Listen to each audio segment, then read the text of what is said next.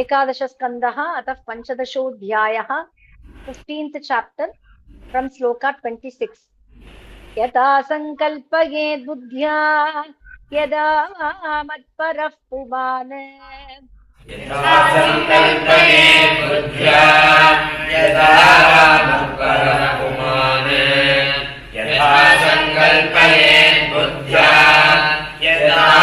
मत्परः पुमान् मयि सत्ये मनो युञ्जन् तथा तत्समुपाश्नुते मयि सत्ये मनो युञ्जन् तथा तत्समुपाश्नुते मयि सत्ये मनो युञ्जन् तथा तत्समुपाश्नुते यथा संकल्पयेद् बुद्ध्या यदा मत्परः पुमान् मयि सत्ये मनो युञ्जन्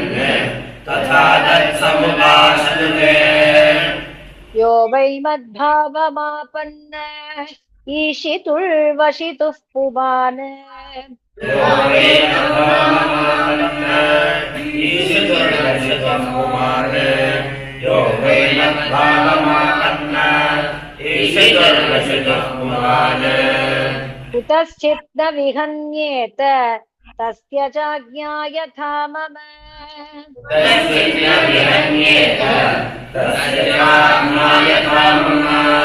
कुतश्चित् न विहन्येत तस्य चाज्ञा यथा मम यो वै मद्भावमापन्न ईशितुर्वशितुः पुमान् कुतश्चित् न विहन्येत तस्य चाज्ञा यथा मम मद्भक्त्या शुद्धसत्त्वस्य योगिनो धारणाविदः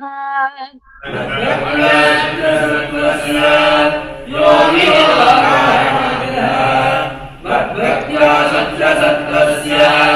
योगिनो धारणाविदः तस्य त्रैकालिकी बुद्धिः जन्म मृत्युपबृंहिता तस्य त्रैकालिकी बुद्धिः जन्म मृत्युपबृंहिता तस्य त्रैकालिका बुद्धिः जन्म मृत्युपबृंहिता मद्भक्त्या शुद्धसत्त्वस्य योगिनो धारणाविदः तस्य त्रैकालिकी बुद्धिः जन्म मृत्युपबृंहिता अज्ञादिभिर्न हन्येत मुनेर्योगमयं वपुः अज्ञानिर्नहन्येत मुनेर्योगमयं वपुः अज्ञानिर्नहन्येत मुनेर्योगमयं वपुः मद्योगश्रान्तचित्तस्य यादसामुदकं यथा मद्योगश्रान्तचित्तस्य यादसामुदकं यथा मद्योगश्रान्तचित्तस्य यादसामुदकं यथा अज्ञानिभिर्नहन्येत मुनेर्योगमयं वपुः मद्योगश्रान्तचित्तस्य यादसामुदकं यथा मद्विभूतिरभिध्यायन् श्रीवत्शास्त्रविभूषिताः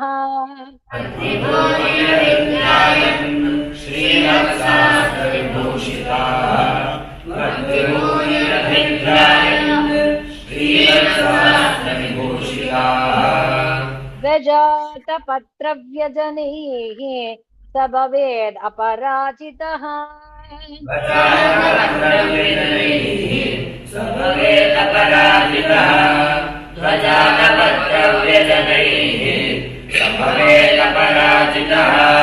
मद्विभूतिरभिध्यायन् श्रीवत्सास्त्रविभूषिताः प्रजातपत्रव्यजनैः स भवेत् अपराजितः उपासकस्य मामेवं योगधारणया मुनेः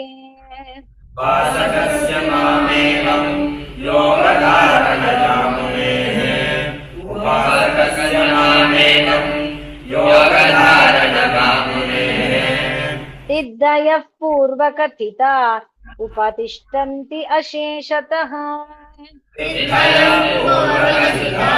उपतिष्ठन्ति अशेषतः सिद्धयः पूर्वकथिता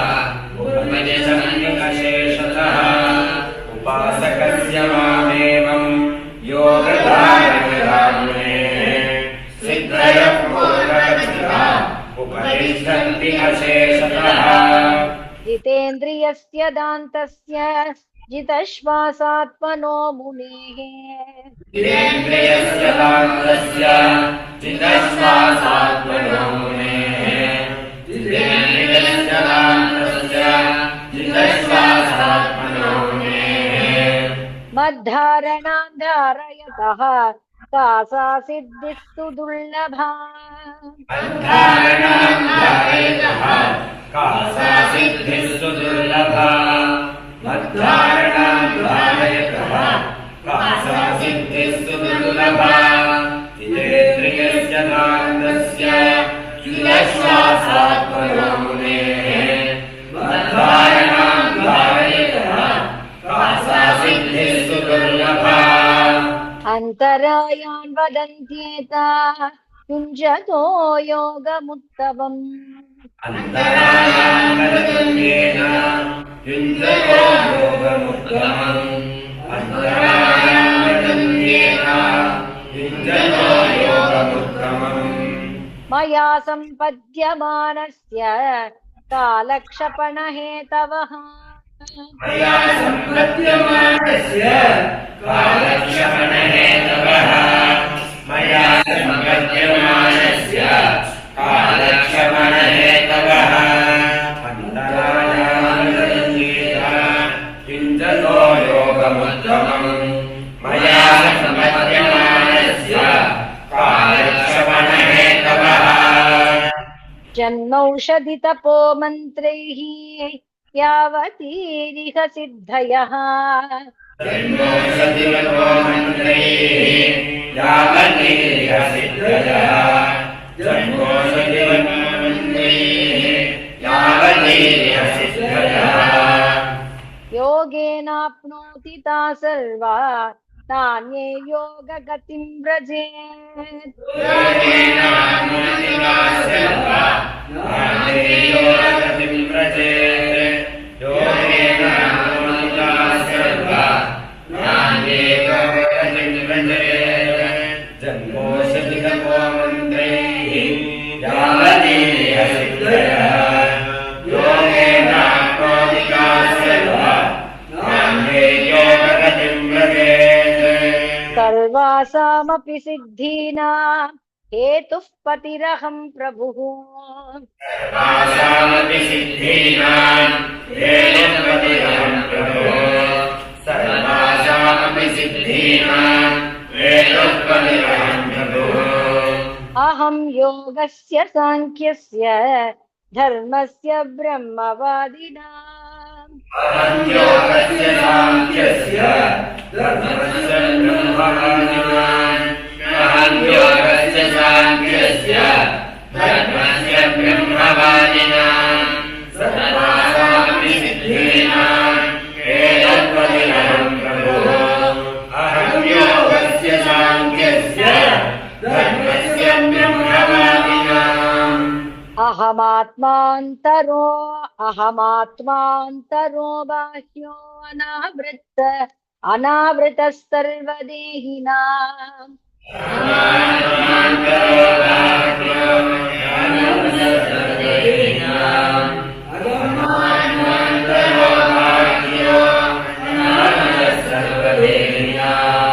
यथा भूतानि भूतेषु बहिरन्तः स्वयं तथा यथा भूतानि भूतेषु बहिरन्तः स्वयं तथा यथा भूतानि भूतेषु बहिरन्तः स्वयं तथा अगमात्मान्तरो बाह्यो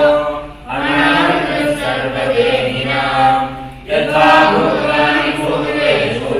बहिरन्तः स्वयं तथा इति श्रीमद्भागवते महापुराणे पारमहंस्यां संहितायाम् 11 स्कन्धे 15 श्रीमद्भागवते महापुराणे पारमहंस्यां संहितायाम् 11 स्कन्धे 15 श्रीमद्भागवते महापुराणे पारमहंस्यां संहितायाम् 11 स्कन्धे 15 श्रीहरये नमः श्रीहरये नमः जीवनस्मरणं कुर्यात्